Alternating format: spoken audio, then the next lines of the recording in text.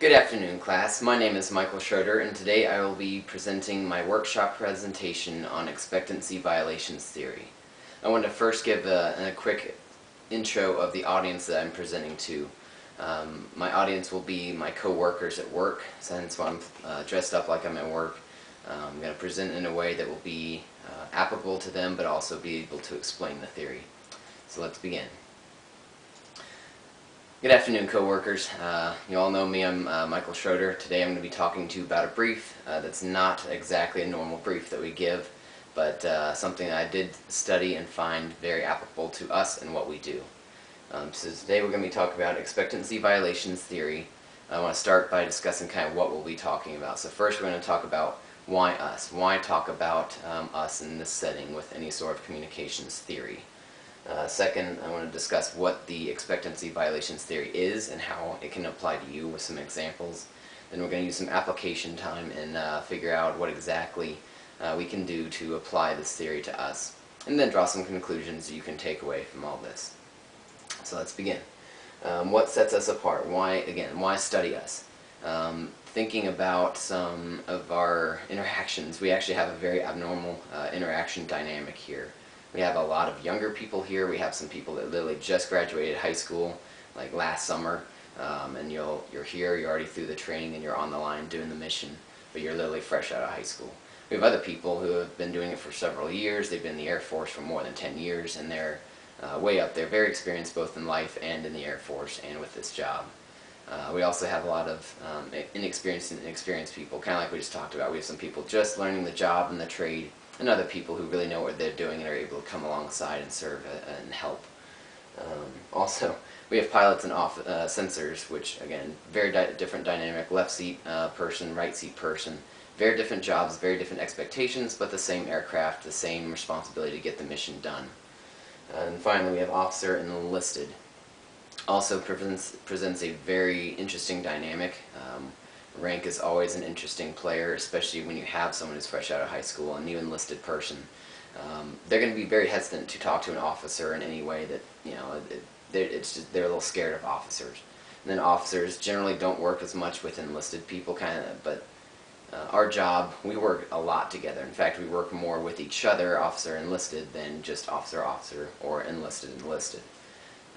And then put all that together, we have 24/7 operations, which makes it a very dynamic situation. A lot of non-standard things, and a lot of time just to work together to get the job done. One thing we all know is we keep the mission as a top priority. That's the bottom line. It's get the mission done and do it the best of our abilities. Some interesting concepts with that that we have, since we're in basically an airplane, we're talking about close proxemic zones. So proxemics is basically just the proximity from one person to another person. In this case, obviously, pilot and sensor is what we're going to be talking about. I did some research, and there are basically 4 zones that Americans are used to. There are 4, you can call them bubbles, I guess. So there's an intimate bubble, which is basically 0 inches to 18 inches, and that's kind of your intimate bubble. Then you all have a personal bubble. I'm sure you've heard of that terminology. The personal bubble is basically 18 inches to 4 feet. And that's where the majority of our interaction resides. It's in the personal bubble, which again, when you put officer and enlisted, pilot and sensor, all of that in a personal bubble, you get some interesting dynamics. Then you have social, which is 4 feet to 10 feet, and then you have public, which is 10 feet basically on to infinity. So expectancy violations theory. It sounds complicated, but it's actually a fairly easy concept to understand. Basically, it's intentional or unintentional messages that a person conveys that violate norms and preconceived notions that the other person will have, and that will result in either a positive expectation violation or a negative violation. So we'll talk about that a little bit more in just a minute. First, there are 2 types of confirmations. There's positive and then there's negative. Positive confirmation, basically a confirmation is an expected behavior, and then from there it's either interpreted favorably or unfavorably. So positive confirmation is an expected behavior that is favorably interpreted. A negative confirmation is an expected behavior that's negatively interpreted. Pretty simple concept there. One of the interesting things about this theory is a violation can actually be a good thing. So again, you have a positive violation. A violation is basically, it's an unexpected behavior that violates, some sort of either the social norm or that other person's preconceived expectations. So a positive violation is it's an unexpected behavior that is favorably interpreted. Personal example for me, a couple of months ago I was flying, and I was flying with a brand new sensor. It was like his first day by himself without an instructor, so he's brand new. And so I'm doing things, and I expect to have to do extra on my part to kind of cover for him since he's still learning his job. We were doing our normal checklists, and basically he went above and beyond, and he actually did things that most sensor operators do not normally do. He did some extra communication for me. He did some other things that I normally take care of. And so I was kind of blown away. I was like, wow, this guy's great. He's brand new, but he's on his game. He's doing well, and he's going out of his way to help do things. So that was something that was unexpected, but it was definitely positively received. So that was a positive violation in that case. A negative violation is basically, it's an unexpected behavior, but then it's negatively received. So another example for this, we were flying one night, myself and then a sensor operator, and we were both tired. It was kind of a quiet time during the mission, and the sensor was so tired that they actually stood up behind their chair. So they could still do their job, but like they're just literally trying to stay awake at this point.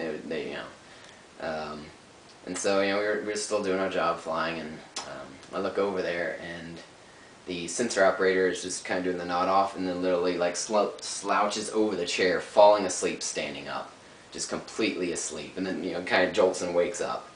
That was a negative violation. It was an unexpected behavior, and was not very favorably received. So basically, we had to talk about some more things, make sure we're staying interactive, and so we can stay awake and get the job done.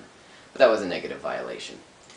So what are some applications? Basically, I want to suggest that this is a kind of a lifestyle choice, really. A lifestyle choice to develop character, integrity, and reliability so you can be a trustworthy person. Once you develop that character and integrity, you can have daily interactions that are consistent with people. Once you have consistent interactions with people, then you can kind of make a calculated move to make a positive violation. Again, kind of like that student, or the new sensor that I was flying with, exceeded my expectations by going above and beyond. Once you have character, trust, integrity, all of those things, you can take the time and have a calculated move to exceed other people's expectations in a good way, not a negative way, in a good way, and then basically further grow your character and integrity and reputation.